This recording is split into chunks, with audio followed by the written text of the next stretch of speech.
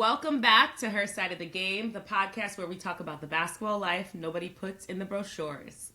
It's the good, the messy, the hilarious, the wait, how did we end up living here type of stories. So I'm Gianna. I almost spent about 10 years overseas, but I am officially retired from the suitcase life.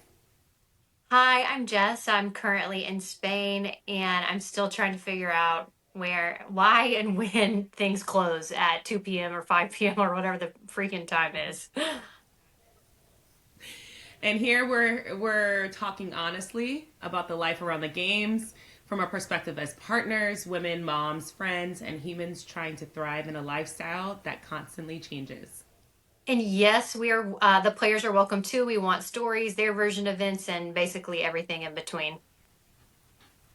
So this is for everybody in the basketball orbit. Like Jess said, spouses, players, girlfriends, parents, and teammates. And for anyone who has ever Googled, which is all of us, how to ship 12 suitcases internationally without crying or spending 5,000 euros. You're You're listening to watching her Her Side of the side of the Game. game. We'll get it right someday. Yay!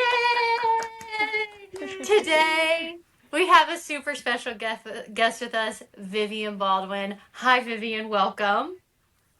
Hi, thank you guys for having me. Hi. Yes, thank you for being here. And just for the audience's purpose and background, just tell us like where you are, where you've been, who you are, that kind of stuff. A little bit a part of your story. Yeah, for sure. So I am originally from Concord, North Carolina. I've been living as an overseas basketball wife for 3 years now, but I have been traveling, following my husband around this is his 9th year, so six more years. Let me do math in my head. Yeah. And I am a mom. Let me see, what else can I tell you? A little bit about me. I think before being moving overseas, my biggest thing was just figuring out who I was really. And I think growing overseas has helped me do that. But yeah. No, it's so true. I love what you said. Like when you moved overseas, it helped you kind of like figure out who you were. Because I also think that's the beautiful part about living overseas is you do actually get time that you wouldn't normally have, I feel like. Yes. And it helps you kind of dig into this who you are. And honestly, when you're thrown into the chaos, you also really have to figure out who you are because you got to figure out how to problem solve. I mean, I feel like it kind of throws you into the deep end and it's like sink or swim. Yes. So true. Oh, I have a quick question to well, follow up on that. Oh, sorry, Jess. no, go ahead. Go ahead, Gianna. No, go. Because, just tagging on to that, thinking about like who you found yourself to be out of the 3 years of living overseas, like what are some of the big strengths that you kind of took away from figuring out like who you were, as a wife, as a supporter, and as a mom? Mm-hmm. I think my biggest one is just adaptability and learning how to just kind of go into the unknown, which was something that I think I struggled with before this life, because I was just very type A. Everything had to be a certain way. I had to know what was going on, and I guess control as much as I could. In this lifestyle, you can't really do that. I mean, you can try, but it's not always going to be what you want it to be. So I think adaptability for one, and then also I think America as a whole is just such a fast-paced country, and everything is just like go, go, go, and everywhere we've been so far is just so relaxed. So like just learning to take in the atmosphere around me, take in the culture, just be okay with, sometimes doing nothing, and not having to have something all the time. It's so true. Yeah, I think it's so true. It is true, and I think it's something that is a refresher too, because I do feel like we try to fill in the gaps a little bit. I know that's kind of how I was, trying to fill in the gaps and trying to make sure that my kids always had something to do. But it's those moments where you're a little bit relaxed, where you're a little bit kind of present, that you actually find those special memories being created. Yeah, for sure. Go ahead, Jess. I'm sorry. So I chimed in there because I was just no, thinking no, you this is could a great to kind question. of The lead off with strengths. your So string. no, but I love that this question about strengths because this like applies to a lot of people. Adaptability, like you cannot be rigid in this life. Like there's no way to be rigid. There just isn't. And I'm with you. I'm super type A, so this was a very difficult lesson for me to learn. But you got to learn it quick. So kind of playing off of that, those were your biggest strengths. What do you think your biggest challenges were when you first moved overseas? Um, I think so. I wasn't planning on being pregnant when I moved overseas. So I think that was like my first biggest challenge. Hmm. We had planned to just kind of enjoy the married life and travel and do all the things, and I ended up being pregnant. So I think adjusting to that and just, like, okay, like I'm giving birth overseas, like, what does this look like? I don't necessarily have a support system. I mean, I have my husband, which is my biggest supporter, but like outside of that, like your village and stuff, like I'm not home for that. So, what does that look like now for me? I would say was one of my biggest challenges. Oh yeah, 100%. I've also had two kids overseas, and it is hard. I mean, you basically give birth. I mean, I don't know if this is, I would be curious what other, all the, like our broader community is, but I would venture most of us have to give birth around a basketball schedule, which is also something not a lot of people talk about. Yeah. You literally, you literally look at your due date, look at the basketball Yes. calendar, the game calendar, then you look at the practice calendar, and then you Yeah. somehow try to coordinate maybe your mom or somebody, your friend or somebody to fly over to help you. But that's what happened with my first son. We literally looked at a calendar, said, "Well, they play Fenerbahce on Thursday. I'm due on Monday. We absolutely have to have this child on a Tuesday or whatever it was." And it was like, this is crazy, but this is how our It life is. works, honestly. Yeah, I'm so glad you said that because this is like something also I feel like a lot of mothers that I don't think a lot of people know about our life. So, before basketball, before everything, before you moved overseas, what did you think your life was going to look like? Um, to be honest, I feel like I always had an inkling that I was going to be overseas just because I met my husband in 2013.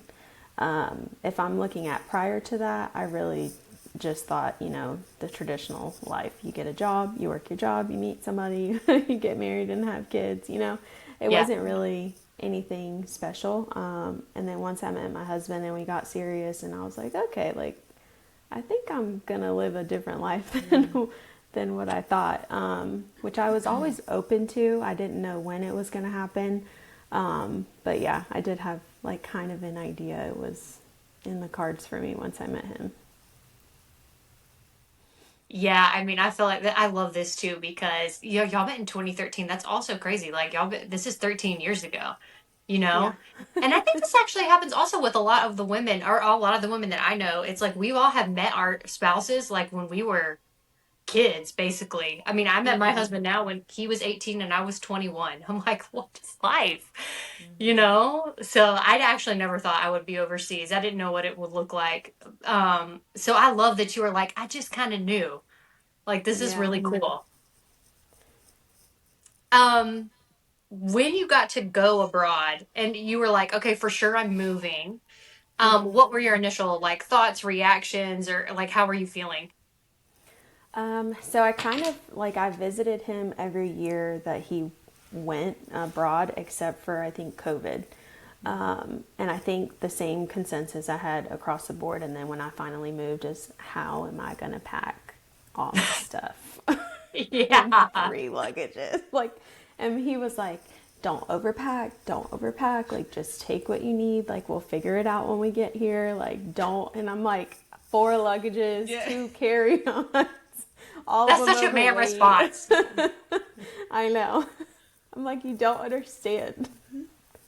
No. And here they are trying to fit all their suitcases. They're like, no, no, no, it's okay. I gotta fit my sneakers. They have to come with me. Exactly. Well, And and their they're like a sneakers take up size, a whole suitcase. they're like this Yes. big. Yeah. Yeah. Oh. Oh my God, I know it's true. We really do. Like, honestly, packing skills are one of the biggest like strengths I feel like we all develop too. Like the ability to pack, A, what that looks like, how to make sure things are in a certain way. Like this is a skill, honestly. And I think it varies too on what country you're in because like when we were in Germany, like I had Amazon, so I felt a little bit more comfortable not maybe taking as much. Whereas in Serbia, when we went back the second year, I was like, okay, like I know what I have, I know what I don't have, so these are non-negotiables that have to be packed. Yeah. Ooh, I think okay, I was this the is a good opposite. question. Go ahead, Gianna. I The think you're going to say what I was going to non-negotiables? say. Yeah, Yeah, yeah, I was yeah. gonna We say love to hear the what were non-negotiables. some of your non-negotiables when you were kind of packing overseas? Like you were like, I don't care if I have reached my max in my suitcases, I'm going to need like one additional suitcase that's gonna come out Yes. that I need to pack this. For me, like me personally, my skincare, I think just my skincare, I think we weighed it when we came back from Israel, it was like 8 pounds. I love that. Just like my bag of skincare, and then also just stuff for my son, like we have to have certain types of cups. Like Yeah. I can budge on the diapers, I can maneuver, but like certain things, like I was like we have to have this, sorry. Mm-hmm. That's No, so I true. feel this. I think mine What was were like you? pancake. Yeah, mine was pancake mix. Like I had to have the pancake mix. Like I know I could make it from scratch, but my daughter was very particular, and it was just like if I didn't have the pancake mix that she liked, she wouldn't eat it. It didn't matter what it was, she wouldn't eat it. But the skill that we have packing 8 suitcases and never getting flagged by customs, I think is something that is like extremely special. We're like, no, we do it so efficiently. Everything is packed, it's zip tied, it's locked, it's duct taped. I was Yes. like, nothing is penetrating this suitcase. I feel like the only time I ever got like serious inspections by customs was it was I actually was in Germany, but we were coming back to America when there was a the formula shortage. You guys remember this, where there was like this Mm-hmm. big outcry? Okay, and Yeah. so my son has this. He had so many food allergies, and he needed this like particular kind of formula, and so we had to order. It was very expensive. It was like 60 euros a can, Oh my and gosh. I had to order it from the German pharmacy, and but I had to get enough to last us like the whole summer and preseason. And so I had like I don't know how maybe 35 cans of formula, and I had some in some suitcase, one in another, some in the carry-on That because I'm like, sounds what if very suspicious. doesn't it? It does. I would And I have had it bagged you too. everywhere. Yeah, What are I mean, these what am I kids? supposed to do?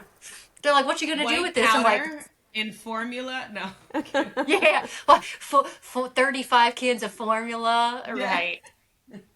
I mean, and I had it in every suitcase because I was like, my thought was like, what if something happens to these suitcases and I don't Yeah. have any of this particular kind of formula?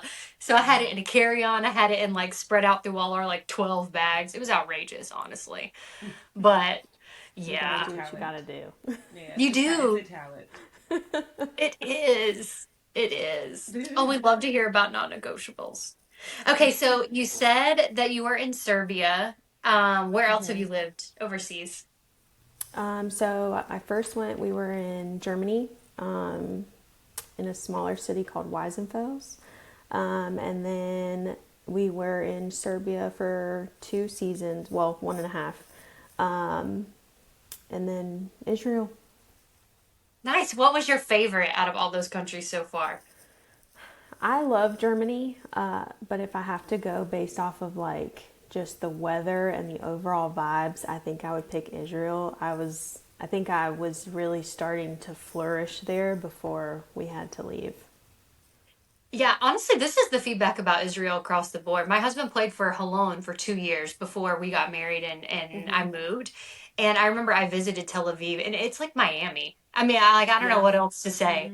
And that's what I was telling my husband because I'm originally from Miami. So we lived in Netanya, which is like maybe 30 minutes from Tel Aviv, beachside, and we were walking to the beach every day. Like it was the vibe. And I'm like, I feel like I'm in Miami. Like, Right. I'm home. yeah, like this is nice.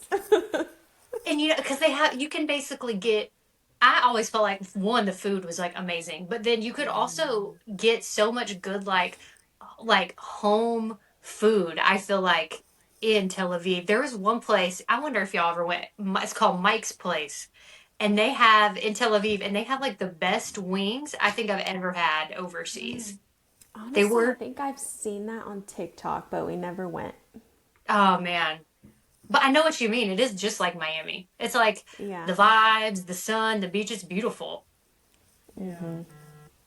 Why did Kyle Um, play in Russia? Please tell me that. Why did he play in Russia? Everybody's like, talking why about are we being in the snow? beach side, walking to the beach. I was like, I was putting my kids in 4 layers of clothes every day when they were like 2 and 1.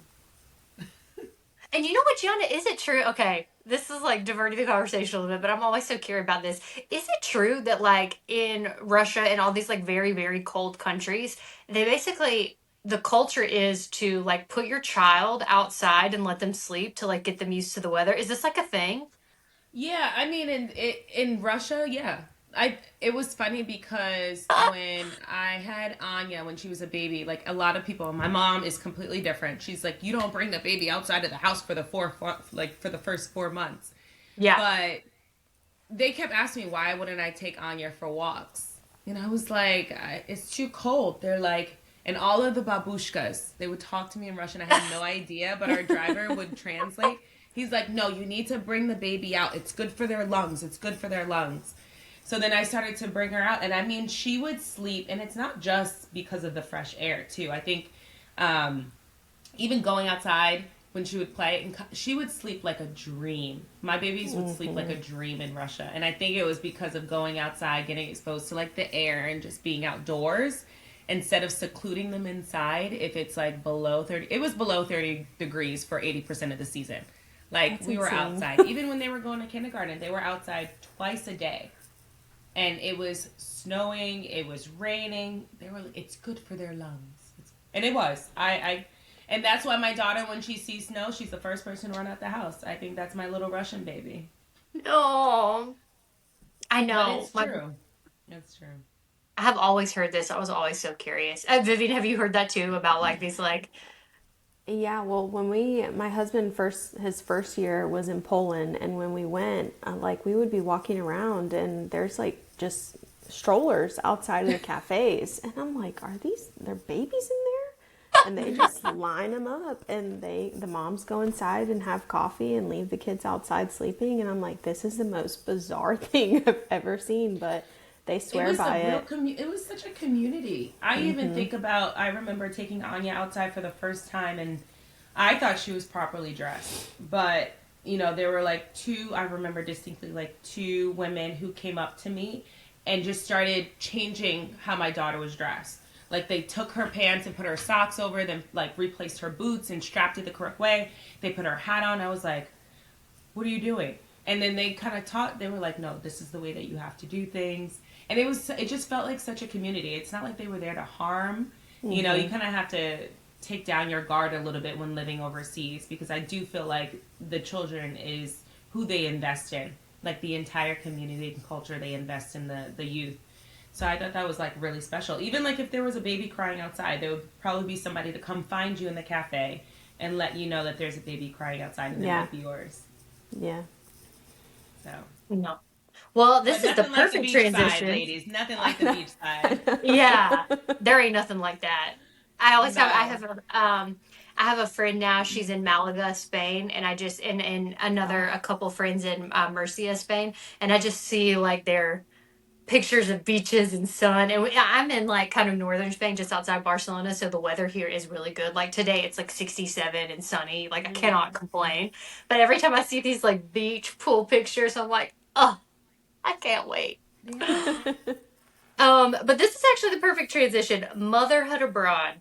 We're all mothers. We've all been abroad. But Vivian, I am so curious. What are the most beautiful parts you've experienced, and what have been probably the most difficult parts?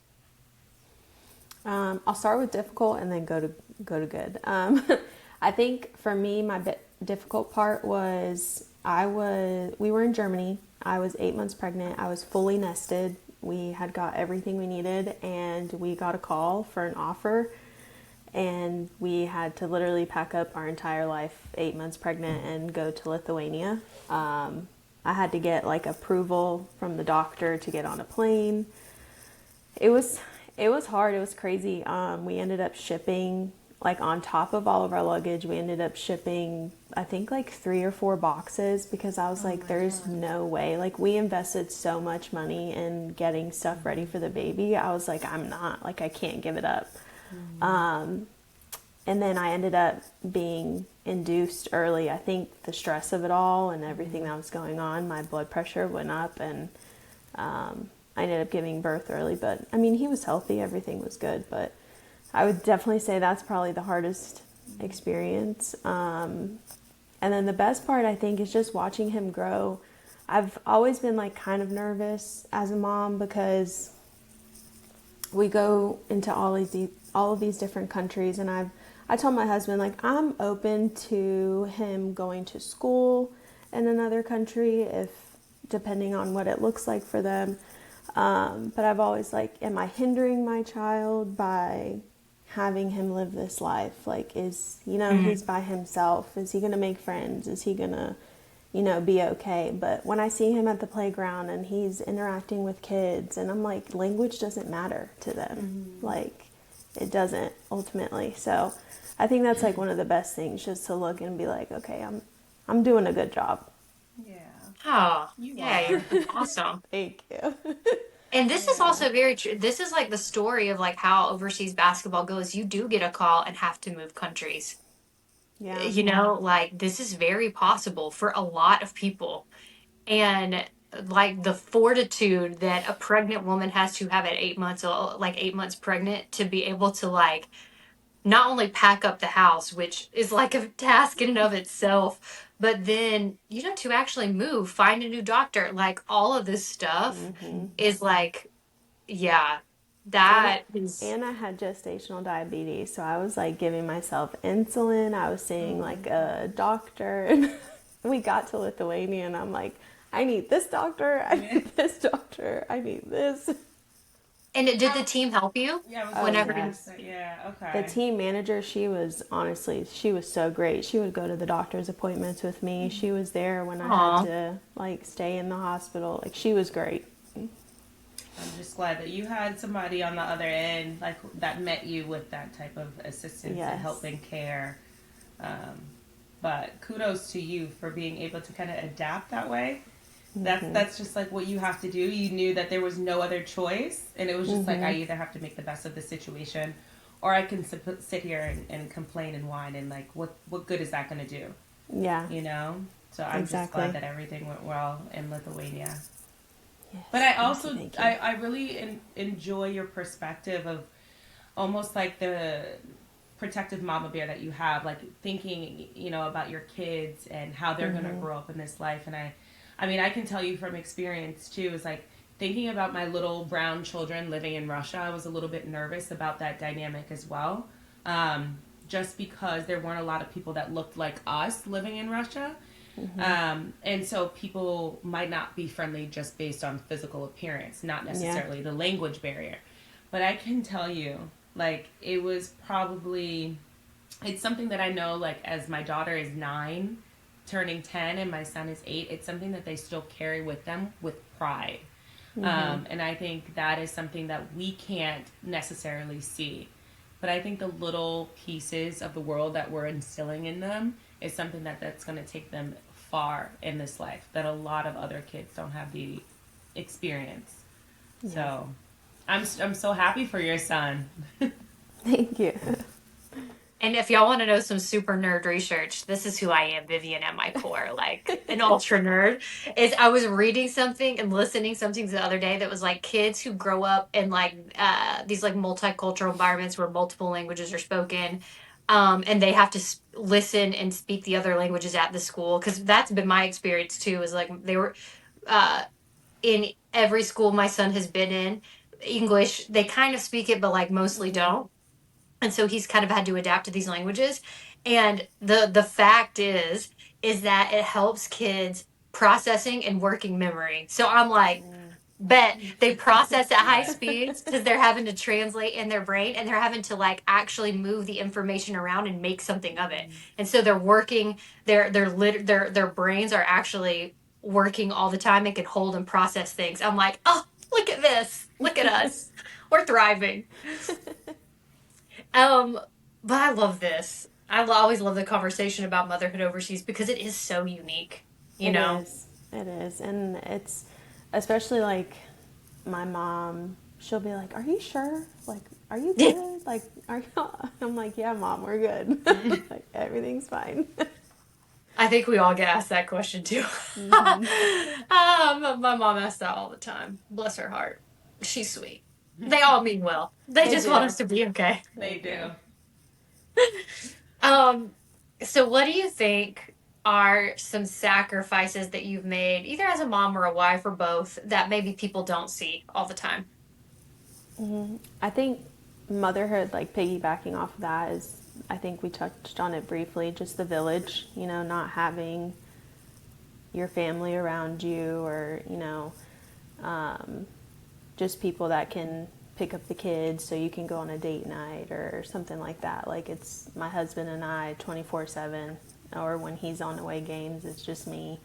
So I think also the loneliness of it. Like, there's some days when my husband is traveling, the only person I talk to is my son. And that's hard mentally sometimes, because it's like you're alone with your thoughts, and then you're with a kid who, might be having a bad day, or, was just growing up, going through stuff. So, yeah, I would say those are some sacrifices. Yeah, girl, I didn't think I was going to survive a three. I didn't think I was going to survive three with my son overseas. I was like, I need intervention. Yeah. But it's true, like the loneliness part of this. We talk about this with a lot of women that we've spoken to, even on our podcast. Is like oftentimes on the weekends when my husband's traveling or whenever he's traveling during the week, I'll just pick up the phone and be like, I haven't spoken to an adult all day long, maybe even Mm-hmm. over a course of 2 or 3 days. Like I need adult conversation to even know. And then it's funny, you pick up the phone and you're talking to like an adult, and then you're like fumbling your way through the Yeah. combo. Because you're like, I've only thought out loud or responded like, yes, baby, you can have yogurt to drink. You know what I mean? Mm-hmm. And I think too, like in Serbia and then moving into Israel, I was the only American spouse. So I didn't really have, when we went to games, like I didn't really have anyone to talk to. So I felt even more alone a little bit, because I'm Yeah. like, okay. In Germany, I had that, and it was nice. But yeah.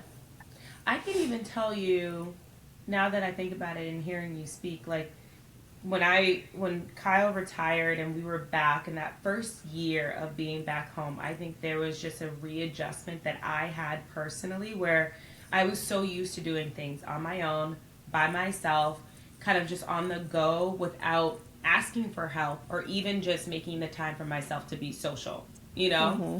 And I almost had to kind of recalibrate. Like, how do I speak to people? How do I socialize? How am I in group, like big group settings? Yeah. I did have to. I remember going to an event and like being around a lot of people, and I felt a little bit uncomfortable. Mm-hmm. Kind of being on the spot. So it definitely you kind of get in a lane and you're like in cruise control. Yes. Um, and it's kind of hard to get out of that. And I think a lot of people, you get this response sometimes, and I think I've got it. It's like, okay, you've changed over the 10 years that you've been overseas. Like, you've changed a little bit. And yes, we have. Mm-hmm. We've grown, we've adapted to being by ourselves and raising our children and having these conversations to these little people a lot of the time that, when you do come back home, you do change. Yeah. That I think And a I, lot of people don't understand. yeah. And I think I see that too, like, even when I come home for the summers, sometimes I'm like, we'll be at like family events and stuff, and it's just not like my naturalness to just go and start a conversation. Right. I'm like, maybe I should be Yeah. talking. But But then I you just also kind of like feel okay just like sitting there, just chill it. watching it all Yeah. happen. Yeah.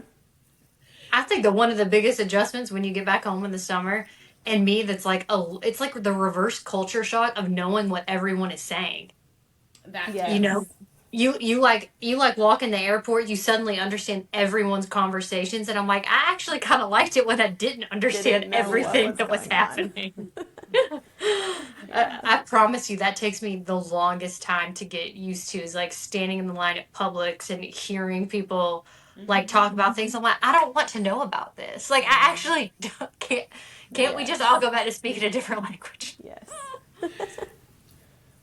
But this is really cool. So I kind of want to transition to Israel because you've mentioned Israel a couple of times. Hmm. And obviously there's a lot of unrest in the Middle East. There's several countries throughout the world that are heavy basketball countries that are just a part of our lifestyle, right? Hmm. There are so many basketball families who go through Israel, who go through Russia, who just go through places that can experience like this level of unrest. Hmm. And so we really are curious about your perspective and like kind of what your experience has been because you guys just kind of had to pick up and move, right?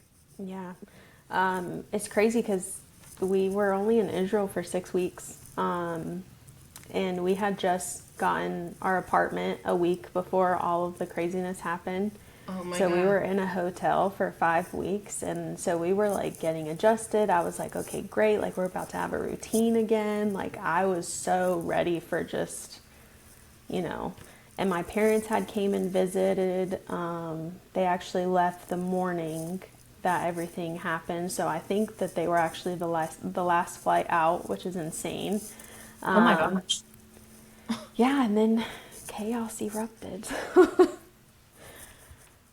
But Yeah. I mean, that's so crazy. Your parents were like the first flight or the last flight to go out.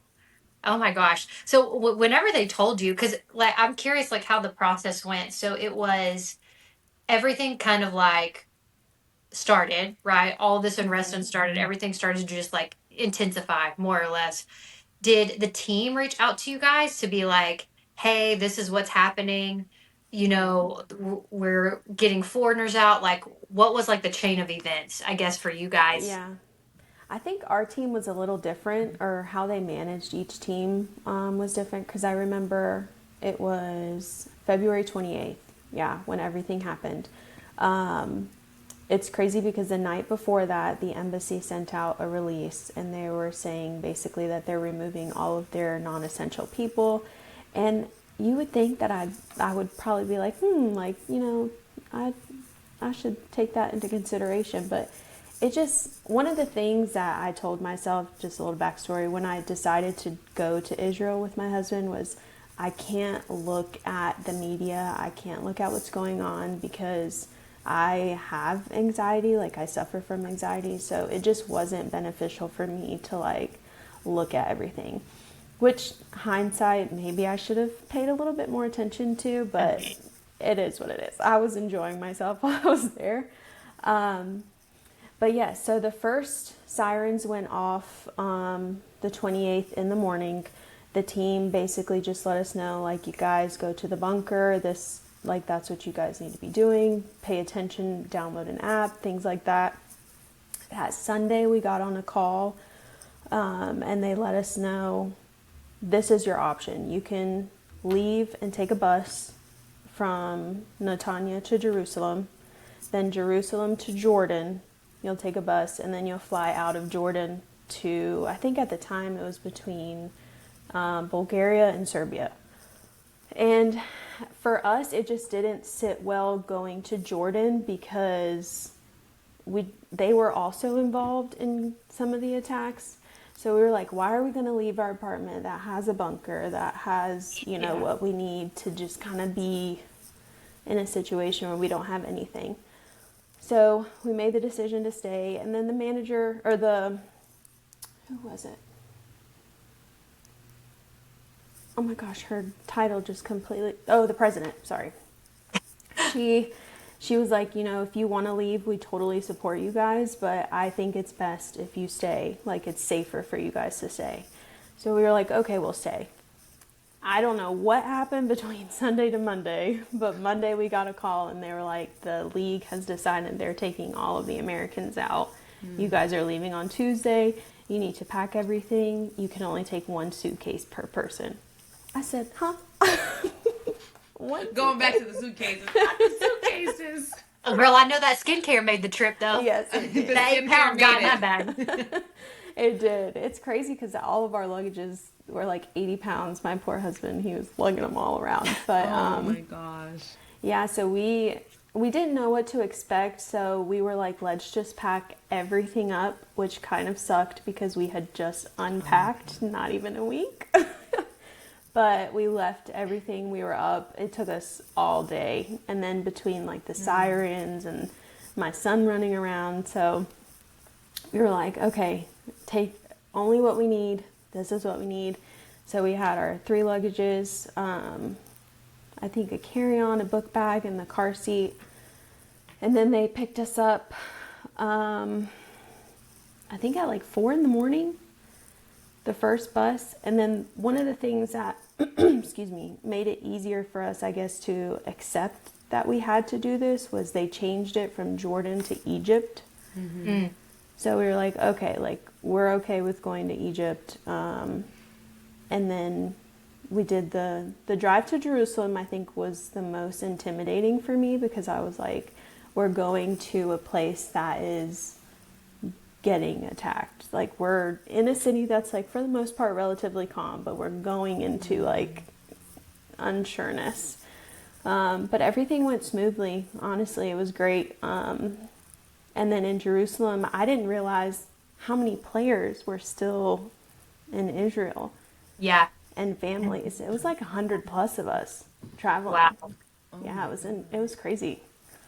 But And so then it was from all the different, I guess it was from all the Americans from all the different teams. It was like league wide. They all came from the different spots to Jerusalem, then went from, did you bus from Jerusalem to Egypt or did yeah. you fly? Okay. You bus down. Okay. Yeah, we had 4 charter buses, and then there was a couple teams that had already left to Jordan, so they came from Jordan back to take the bus with us. Ah, okay. I saw that some people had gone into Jordan. There in the Facebook group, the and basketball Facebook group, I was seeing that some people were even still there. Um, okay. Wow. Gosh, how did you stay calm? Like, honest to God, how did you stay calm throughout all this?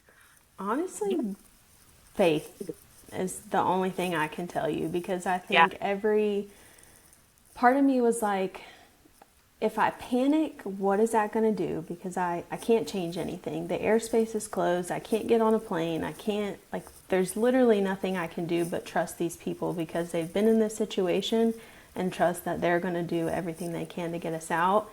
And then just praying that, you know, we have a safe passage to get where we need to get and that we're going to be okay. Yeah. I had a question during this time. Did your family reach out to you? What was the communication with people back home?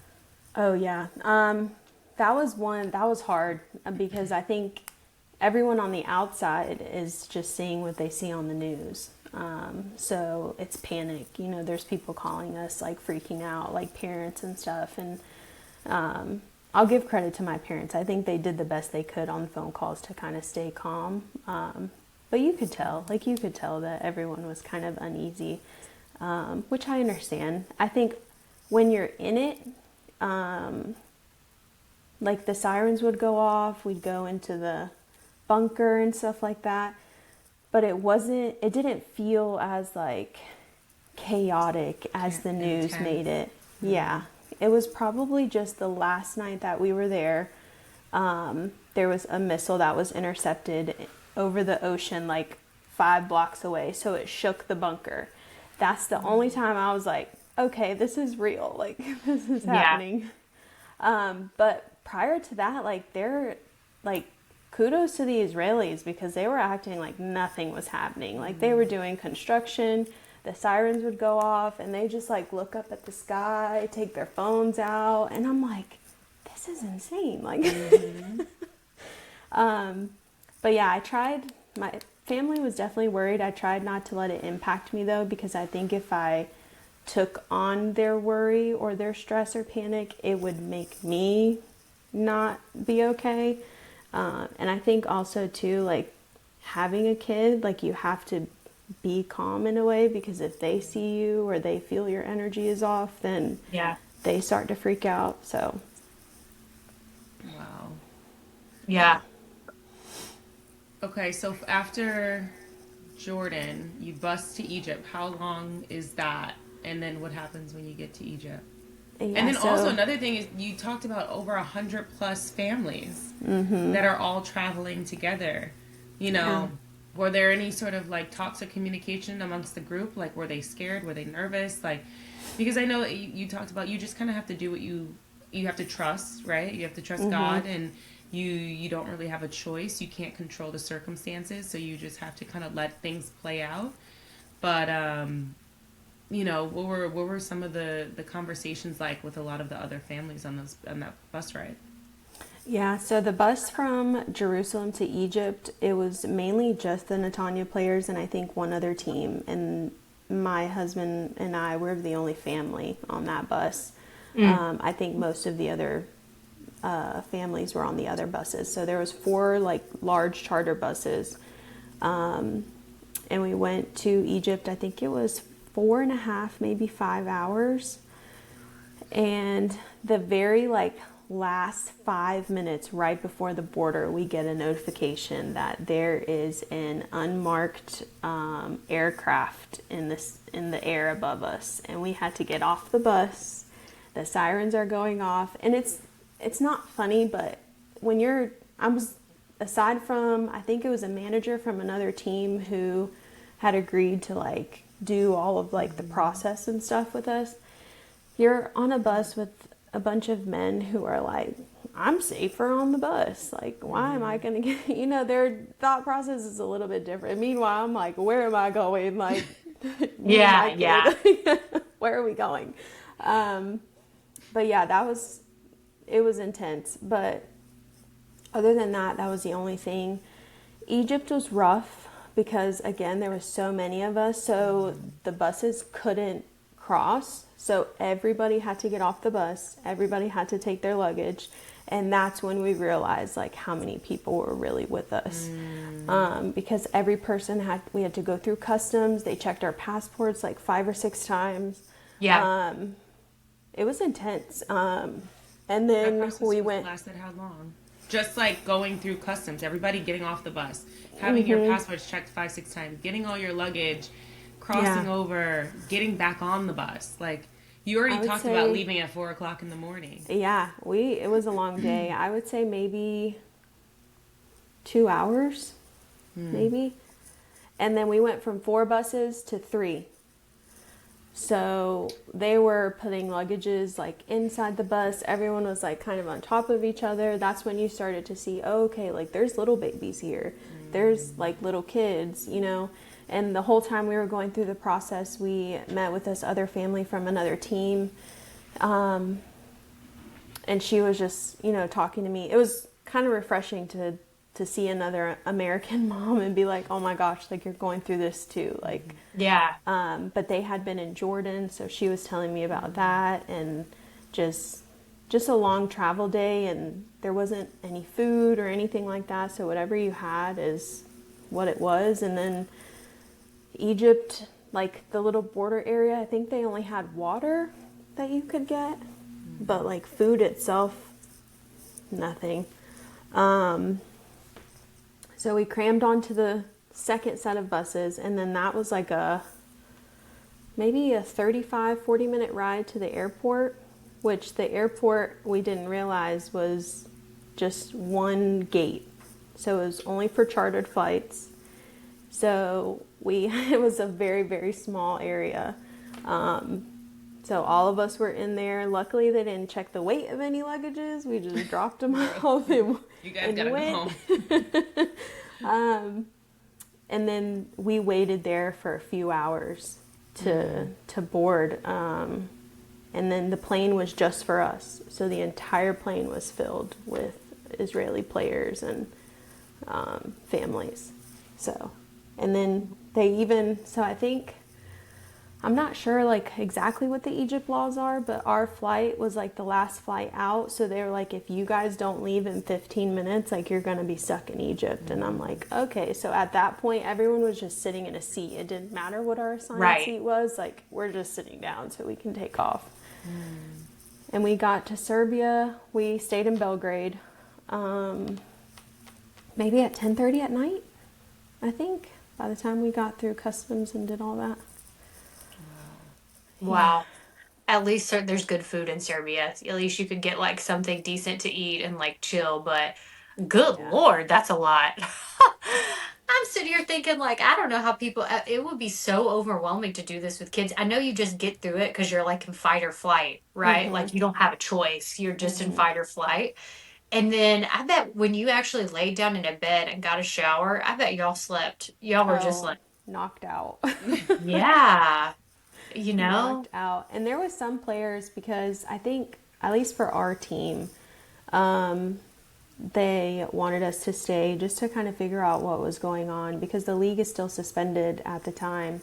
But there was some Americans who were like, I'm not staying here. Like, I'm going home. Which, I Yeah. mean, if that's what you want to do, that's what you do. But I'm not paying for 3 flights to go home. So we just kind of waited out. And then we had just came from Serbia. So we were like, oh, okay. Like, we know what to expect. Like, we know where to get food. We know what we're doing. So I think we were in Serbia for 3 days. And then the league was like, we need to send everybody home.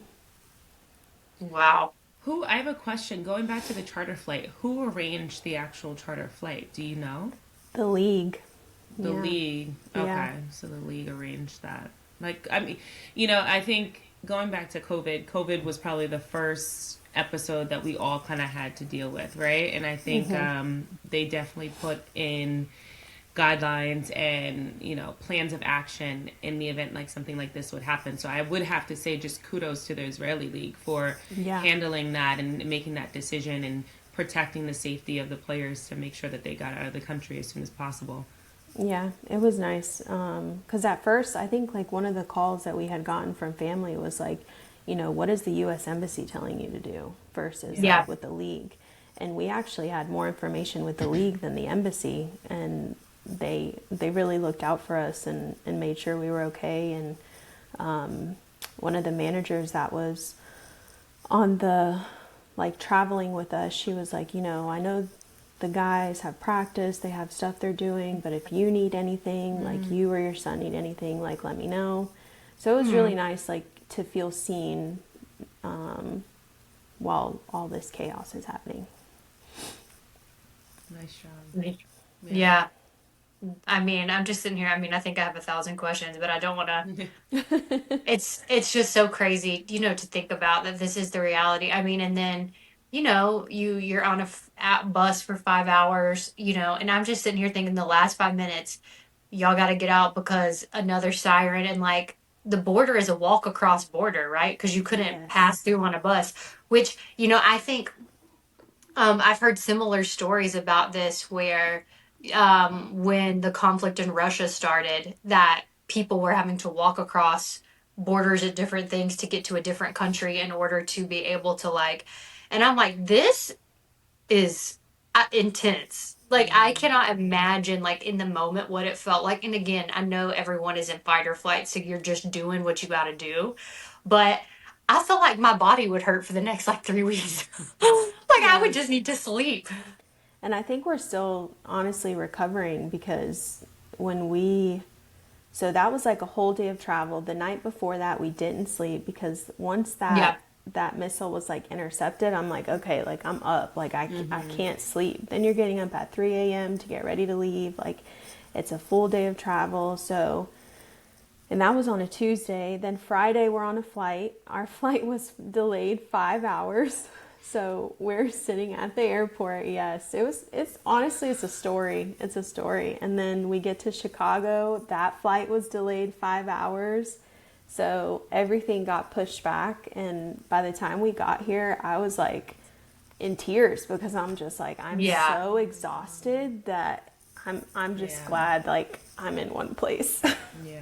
And I think you were traveling during the huge storm that was happening Yes, on which the I had northeast, no right? idea about. Yeah. Oh my gosh. I think Yeah, there of was a course you huge wouldn't even, of snowstorm. course you wouldn't know about it. Yeah. You know what I mean? Like, you probably like, snowstorm, what? Yes. And then it's Wow. crazy because like Chicago, we landed and everything was closed. And I'm like, it's 9 o'clock at night. Like I feel like the Charlotte airport, we landed at 3 in the morning and things were open. Like you could at least get a bag of chips and some water. But yeah, I'm like, oh my gosh, we're never gonna make it. So talking about the suspended Israeli league now, what are they telling you guys now? Now that everybody's home, the league is Yeah. suspended, knowing that you only had one bag per person. I'm sure you left some things behind that you might want to go back and get or have sent to you. What are they Yeah. communicating to you guys now? So, as of right now, the league is scheduled to start back April 3rd. So, I, I don't know what it's going to look like when that time comes around, or if they push it back, or what, but I know the consensus across the board is that they want to finish out the season. So, whether it's like condensed, I think, to like a month or a month and a half, where they're just playing games back to back. But the plan is that the players do have to return. Do they have to return in? I'm guessing they have to return inside of Israel then, because this is where like like domestic Israeli players are still there. So they would have to return. It's not like they would go to Serbia or something like this. Yeah, well, see, because I was asking my husband about that because I think at one point, if I'm not mistaken, they were playing games in Serbia. Yeah, the EuroLeague games. Yeah. So I think like that was a possibility to finish out the season there, but I think as of right now, they're supposed to be going back. And I'm just like, what if there's not a ceasefire? What if this is like still active? Like what if this is Yeah. crazy? Yeah.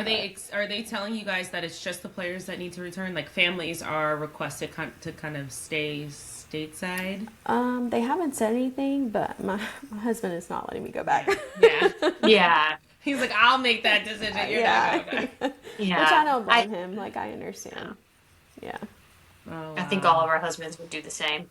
Absolutely. Absolutely. And family, I mean, like we tell them we're going back, and they're like, "You're doing what?"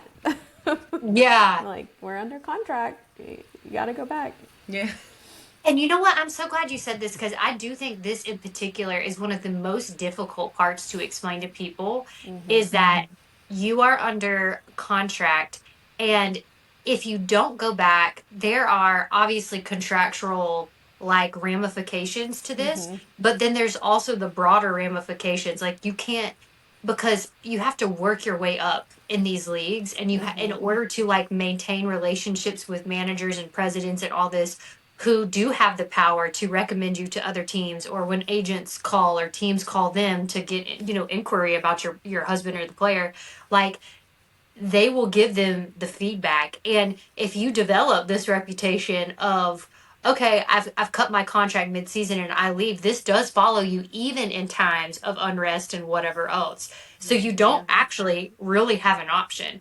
If you want to continue playing, if you want to continue your standing, I'll call it, like within like your reputational standing and your like level of playing standing within all these leagues, you actually can't just quit. Yeah, Right. you have to finish it. Yeah. And you Yeah. think about the timing around it, like you won't get paid. Like honestly, No. you just won't get paid, and there's a reason why they would just continue to just cut your check, knowing, especially knowing, you might be a free agent or the summer's coming, and you don't have a contract for those 2-3 months that you're not playing. Like it's tough. You have to live out to that agreement. That's a good point, Jess.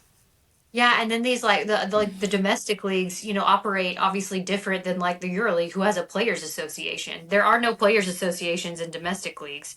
And so it's like you don't even have an additional level of protection, and so you don't have a choice. You just have to go and do it. Hmm. And I think this is one of the hardest things to probably explain to family. And because they are looking at you crazy. They're like, "What do you mean you're going back?" And you're like, "We don't have a choice. I don't know Yeah. how else to say this."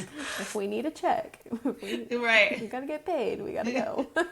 Yeah, So, so in this, from your experience, when you're thinking about it so far, and now that you've been back in the States, like, what would be one piece of advice that you would give mothers or wives or families who are in this situation or who might go next season? Like, what do you think your piece of advice would be for them? I think in like this particular situation, like do your own research and go with what you're comfortable with. Because I think when my husband first started this overseas basketball journey, I was like, I'm never going to Israel. And then we got the call, and I'm like, okay, like, I'll go. Yeah. Yeah. But I did my research. I looked at the city we would be in, like, and I felt okay with the decision. So I think doing your own research and making the decision based on what you and your spouse feel comfortable with versus all of like the outside noise or what the news is saying or things like that. Yep. And just being prepared, like being prepared for anything to happen, like whether you're packing up your life 8 months pregnant or, anything like that. Like the basketball world is it's ever changing. So like just being ready for like anything that could come. Yeah, and that's so true because it honestly doesn't matter what country you're in. Things change so quickly in basketball, and it just is the reality of it, you know? It's kind of like you said, you could be 8 months pregnant and pack up and move in a month, have to move in like a week. You just don't even have a choice. And so I actually really love this piece of advice because it doesn't matter if you're in the Middle East, if you're in Europe, if you're in Japan, China, like it doesn't actually matter. You have to like just be prepared that anything can change at any point in time. And it happens fast. Yes. Sometimes you have a couple days, sometimes you literally have 24 hours. Right. Yeah. This is so true.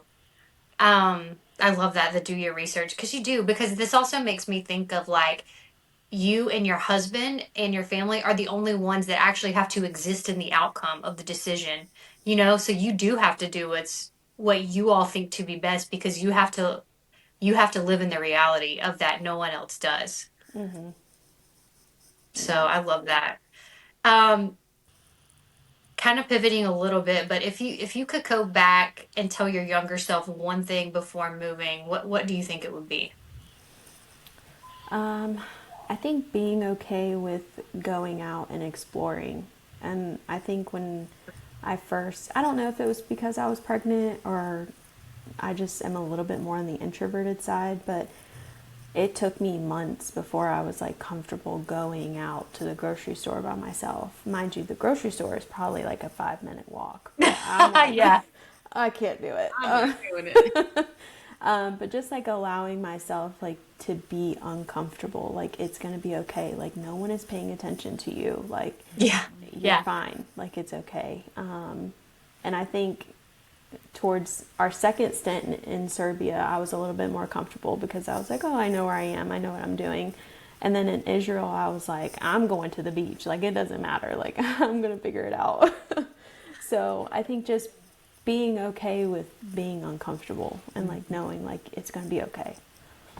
That's Yeah. a great piece of advice.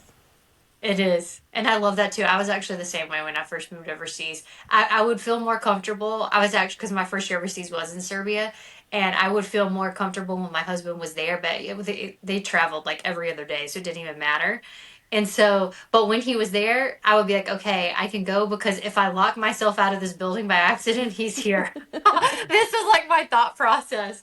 And eventually I got over it because he looked at me, he was like, just get over it, and it was fine. But I love that you said that because I actually was the same way too. I was so timid, and it took me a while to get to the thought of like, no one actually cares. No Yes. one, no one around you.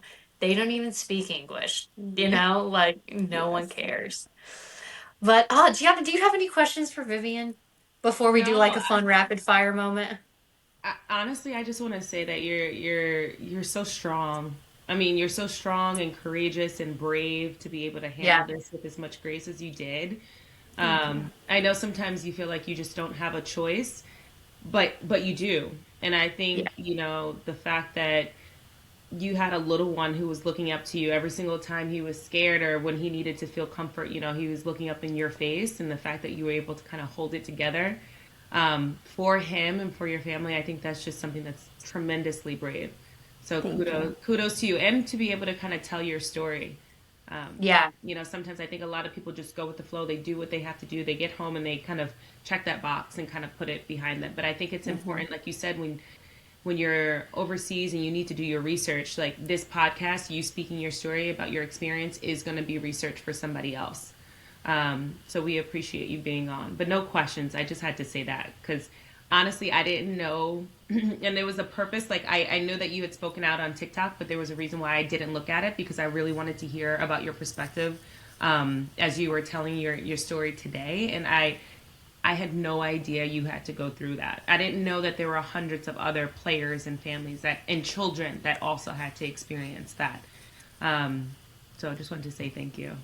Thank you. I appreciate that. Yes, and you know what? Shout out to you because I know that skincare came with you. The commitment to to the products that we love is real. Like I feel this at like a very deep level. Yes. Like that we cannot leave it behind.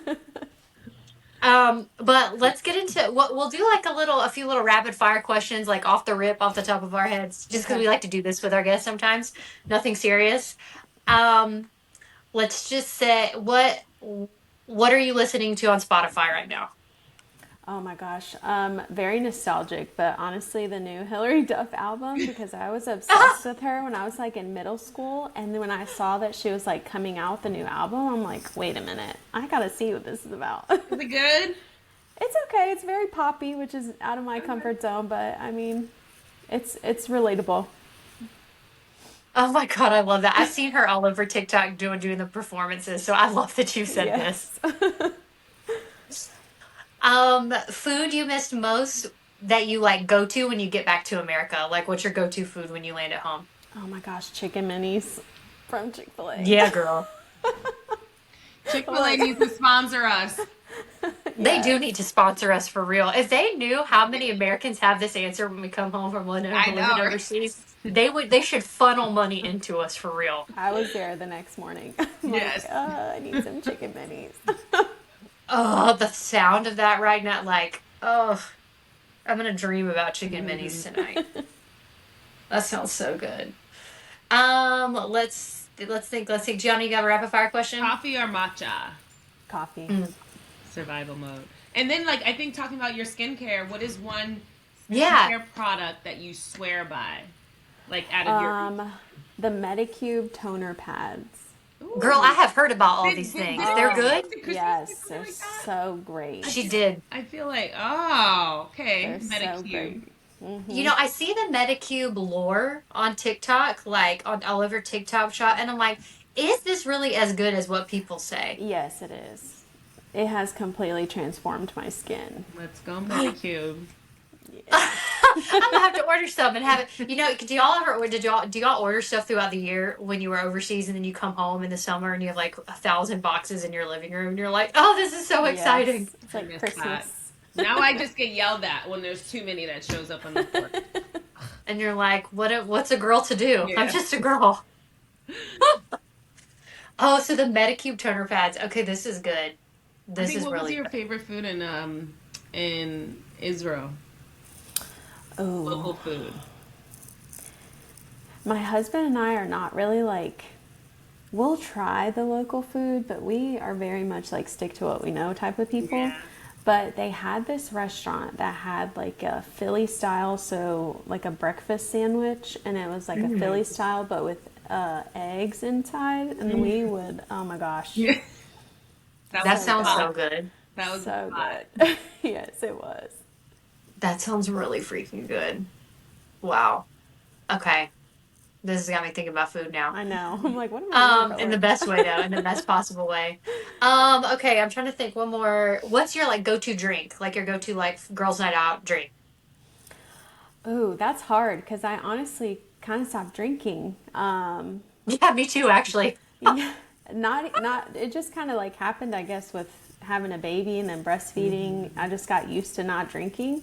But prior to that, if I had to pick, I'm like a cranberry vodka girl. I mean, you just can't go wrong with that. Yeah. You know, I feel like it's easy. And I totally relate to this about like stop drinking. So basically, after I had, yeah, same thing, you know, had a baby, whatever. My baby now is 10 months old, but he's on formula. But I'm like, mine's so low tolerance. And if I drink any mixed drink anymore, like my stomach just hurts. I'm like, Yeah. I have to sleep. I have to build my tolerance back up. Yeah, like I'm just, I don't know. You guys can Yeah. build your tolerance back up with me. It's okay. I'll handle it. Okay. No problem. Because I am not on the. I don't drink crazy, but I mean, you know, you do kind of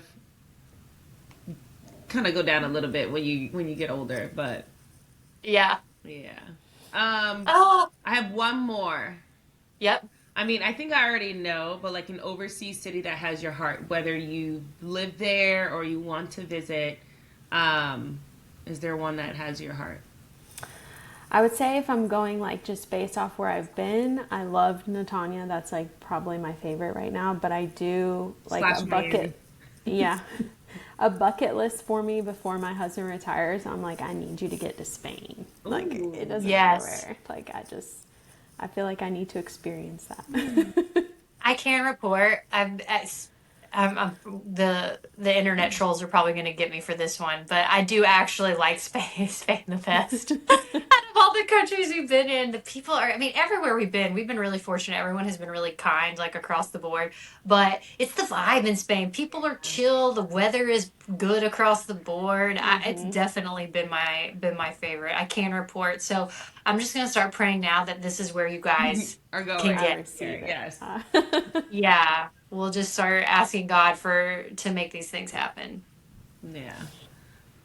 Cool. Well, Vivian, we are so like honestly so thankful that you came on, that we just got to have an honest conversation. And like Gianna said, thank you so much for just opening up and sharing and being vulnerable, because you know this could be a hard story to tell. It is a hard story to tell. So we're really grateful for you, and we're really happy that you guys are back and that everything is good and that you guys are obviously safe and whatever, but mostly that you can now just kind of recover a little bit from it all.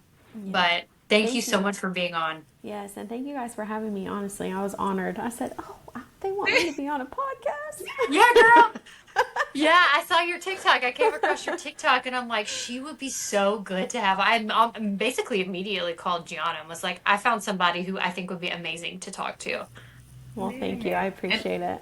I think another thing too is like we'll check back in. You know, I think Yeah. we'll put this up, but I think it makes sense to kind of check back in maybe around May just to see where things are, Okay. just to kind of give our viewers like a chance to continue to know your story and see where you guys end up. Sounds good. Thank you. Yay! Well, that's it for today. We'll post this pretty soon. We'll get it on board, and you've watched her side of the game.